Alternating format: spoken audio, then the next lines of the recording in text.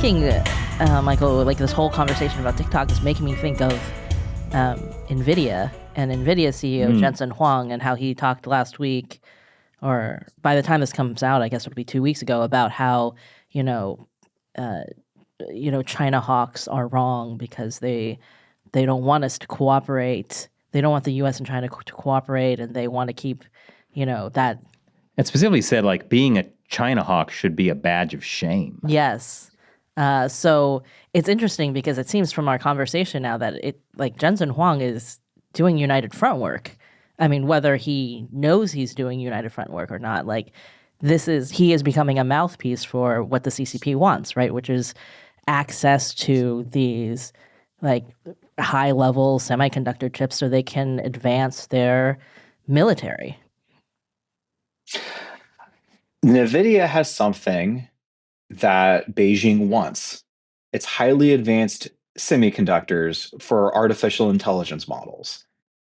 China cannot make their own highly advanced GPUs, chips, and they want to get it from Americans, from American companies. The arguments, let's put aside for a second the AI export control debate, if we want to get into that, I'm happy to.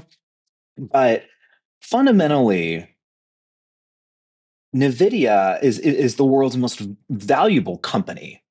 Jensen Huang is one of the richest men in the whole world, and credit to him, he builds some of the most incredible pieces of technology humanity has ever seen. It's remarkable.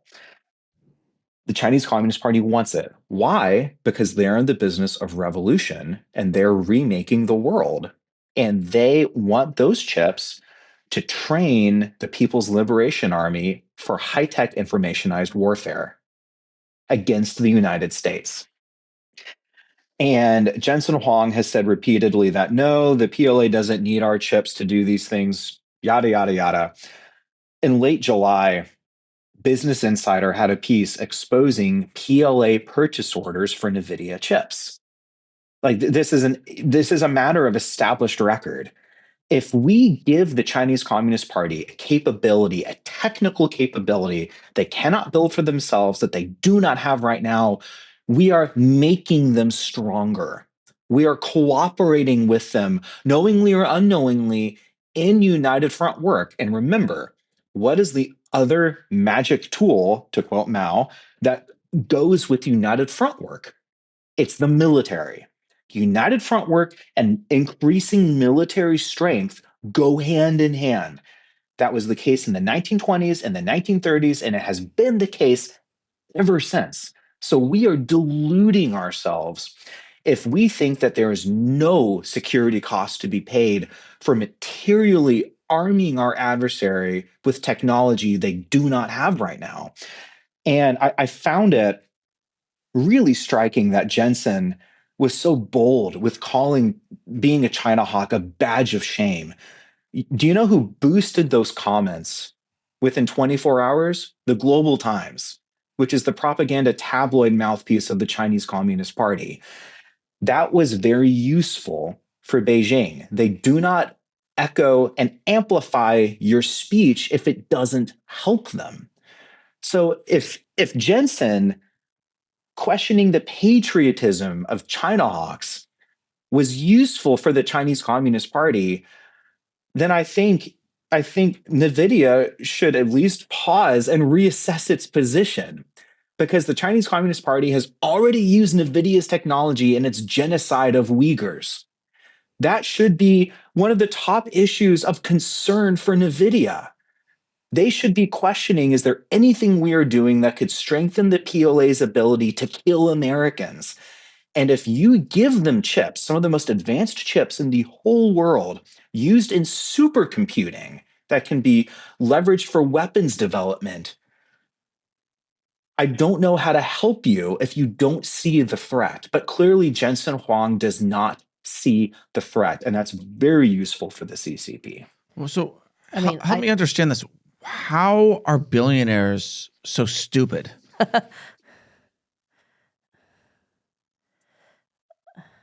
Usefully so, though.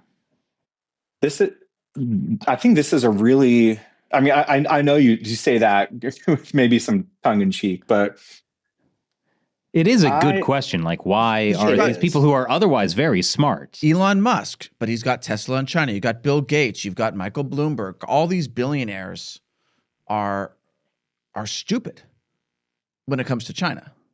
It's actually kind of amazing that Trump's business endeavors in China failed so miserably, and he just never really went in there. The one billionaire who didn't. On one hand, I think this is the other piece of the puzzle. I do not like it that you have American companies and American tycoons like Elon Musk, like Jensen Huang and others who will effectively apologize for the CCP and will make the case for cooperation that harms our national security. I don't think it's like I don't think it's because they aren't intelligent or because they're stupid. Because let's face it, like if you're Elon Musk, you don't build SpaceX if you're a dummy.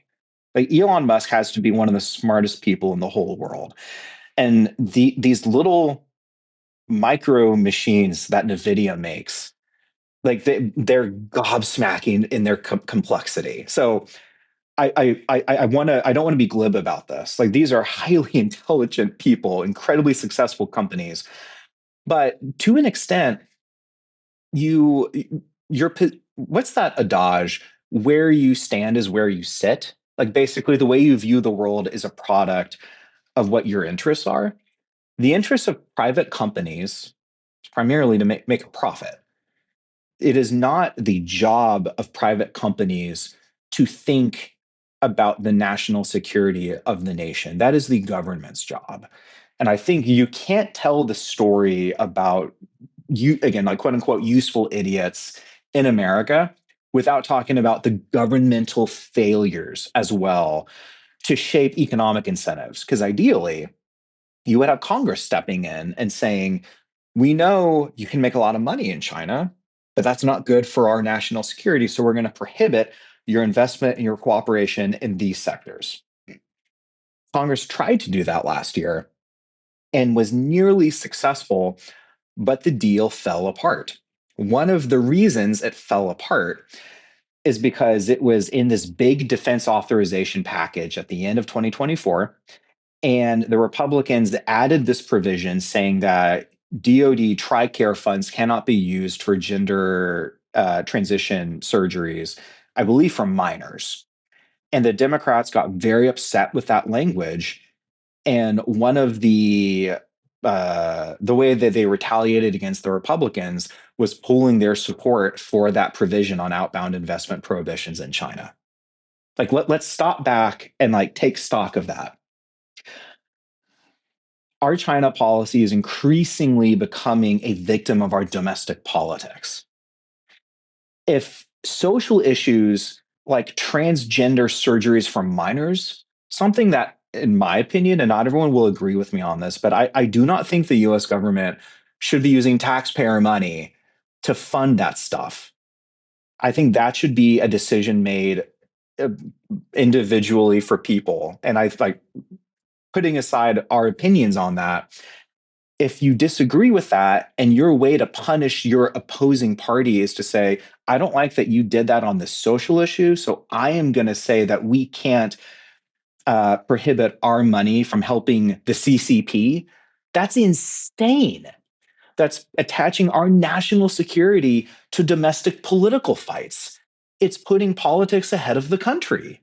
And this is like, I'm deeply concerned, and I've written a number of op-eds about this throughout the course of 2025, of our China policy becoming dependent and becoming like a victim of our inability to solve some of our own domestic politics.